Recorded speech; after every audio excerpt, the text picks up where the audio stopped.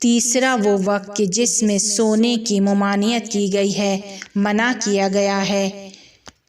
وہ عصر کے وقت سونا ہے۔ عصر کا وقت کون سا ہوتا ہے؟ تقریباً ظہر کی اذان کے 2 سے 3 گھنٹے کے بعد کا وقت عصر کا وقت ہے۔ امام باقر علیہ السلام یہ کہتے ہوئے نظر آتے ہیں کہ عصر کی نیند حماقت ہے۔ رسول خدا صلی اللہ علیہ وآلہ وسلم انتہائی سخت الفاظ میں ہمیں خبردار کر رہے ہیں اور فرما رہے ہیں کہ جو کوئی عصر کے وقت سو جاتا ہے، اگر اس کی عقل چلی جائے تو وہ صرف خود کو سرزنش کرے۔ اور ہم نے جو آج کل ہمارے معاشرے میں جو روٹین رائج ہے وہ یہی ہے کہ دوپہر کی نماز پڑھنے کے بعد، کھانا کھانے کے بعد، یعنی ظہر کی اذان کے 2 سے 3 گھنٹے کے بعد ہم سونے چلے جاتے ہیں اور اس کو ہم قیلولے کی نیند کا نام دے دیتے ہیں، جبکہ قیلولے کی نیند ظہر کی اذان سے 2 گھنٹے پہلے کی ہے۔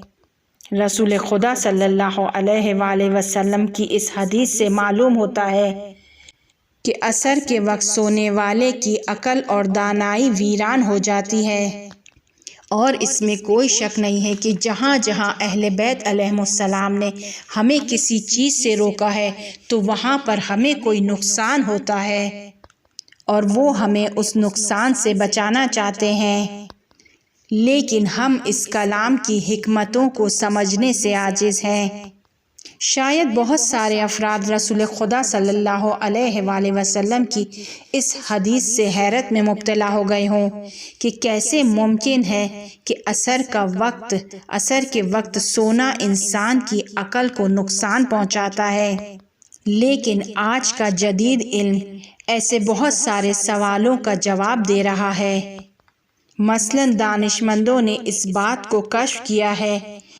کہ دریا کے اتار اور چڑھاؤ میں چاند کا بہت زیادہ اثر ہے۔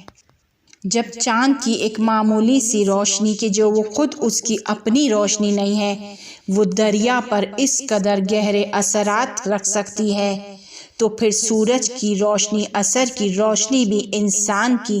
نیند پر، انسان کی عقل پر اثر انداز ہو سکتی ہے۔ سائنس کی روز بروز ترقی کے ساتھ ساتھ ہمارے سامنے روزانہ نئے نئے انکشافات سامنے آتے ہیں اور ہم دیکھتے ہیں کہ آسمان پر فلکی شکلیں کس طریقے سے زمین پر اپنے اثرات چھوڑتی ہیں۔ لیکن ہمارا قصور یہ ہے کہ جب ایک سائنسدان کسی بات کا انکشاف کرتا ہے، دانشمندان کسی بات کو بیان کرتے ہیں تو ہم بہت جلدی سے اس کو قبول کر لیتے ہیں، لیکن اگر کوئی بات اسلام بیان کرتا ہے تو ہم اتنی جلدی سے اس کو قبول نہیں کرتے ہیں۔ بعض افراد اس کی نفی کر جاتے ہیں، لیکن اسلام چاند، سورج اور ستاروں کے اثرات کا قائل ہے۔ تبھی تو ہمیں ہم بستری کے معاملات میں دن کا لحاظ کرنے کا حکم دے رہا ہے۔ ناخن کاٹنے میں بھی ہمیں دن کا بتا رہا ہے، وقت کا بتا رہا ہے۔ چوتھا وہ وقت کہ جس میں سونے کی ممانعت کی گئی ہے، جس میں سونا انسان کے نقصان کا باعث ہے، وہ عشاء کی نماز سے پہلے سونا ہے۔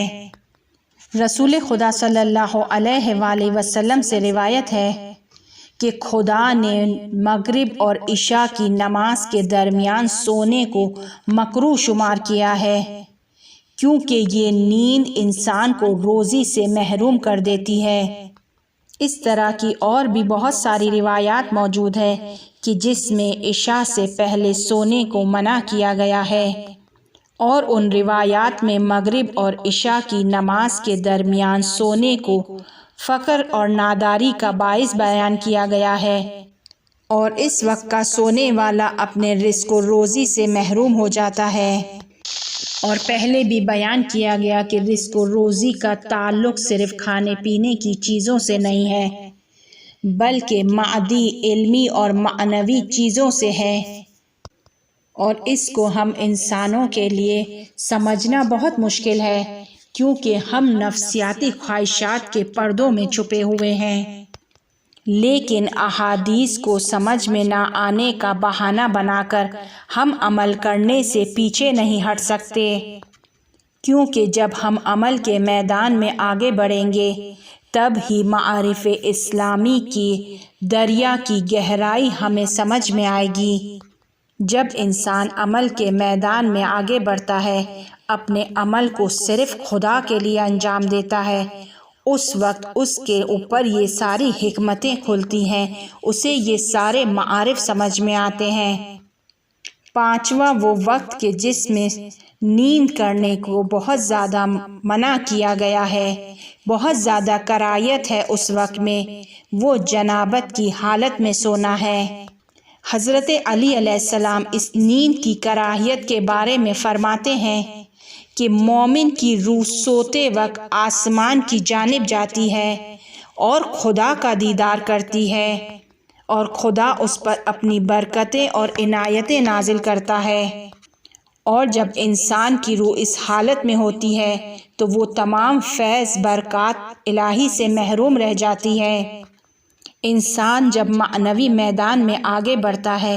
تو سب سے پہلے اس معنوی میدان کی ابتدا خواب سے ہوتی ہے۔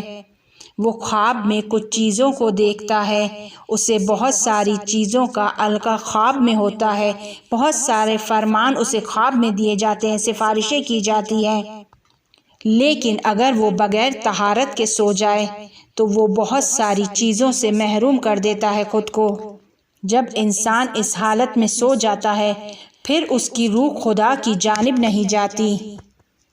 ایک شخص امام سجاد علیہ السلام کی خدمت میں اس حال میں آیا۔ امام نے اس سے فرمایا، کیا تمہیں شرم نہیں آتی کہ تم اس جنابت کی حال میں اپنے امام کے پاس آئے ہو؟ جب ایک شخص اس حالت میں اپنے زمانے کے امام کے پاس جاتا ہے تو شائستہ سرزنش ہے،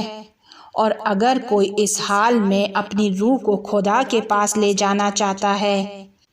تو کیا وہ ملامت کا سزاوار نہیں ہے؟ البتہ زندگی میں بعض دفعہ ایسے مواقع پیش آتے ہیں کہ انسان کے لیے فوراً غسل کرنا ممکن نہیں ہوتا ہے، یا وہ اس قدر تھکا ہوا ہوتا ہے کہ غسل کرنا اس کے لیے دشوار ہوتا ہے۔ اس حالت میں بھی اسلام ہمیں ایک سادہ سا حل دے رہا ہے کہ اگر آپ غسل نہیں کر سکتے تو ایک وضو کر لیں اور اس کراہیت والی نیند سے باہر آ جائیں۔ اگرچہ ہر صورت میں غسل کو انجام دینا بہتر اور مناسب تر ہے، اسلام اس وضو کا آپ کو حل دے رہا ہے۔ اس کا مطلب یہ نہیں ہے کہ آپ وضو کر کے نمازوں کو انجام دے لیں، نہیں، آپ کو نماز پڑھنے کے لیے غسل کرنا واجب ہے، روزے کے لیے غسل کرنا واجب ہے، واجبات کو انجام دینے کے لیے غسل کرنا واجب ہے، لیکن جب انسان مجبور ہو تو وہاں پر اس نیند کی کراہیت کو کم کرنے کے لیے وضو کرنے کا حکم دیا گیا ہے۔